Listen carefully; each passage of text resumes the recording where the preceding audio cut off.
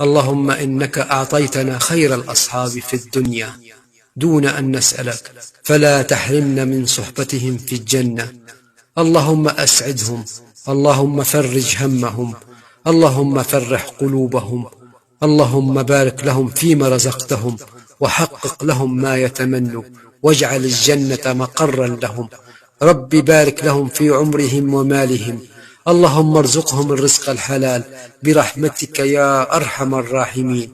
يا رب إني أسألك لأصدقائي زيادة في الدين، وسعة في الرزق، وسعادة في الدنيا، وبركة في العمر.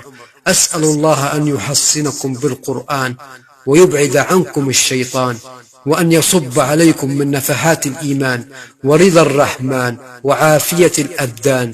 اللهم لا ترد دعواتنا لهم، فإننا فيك نحبهم.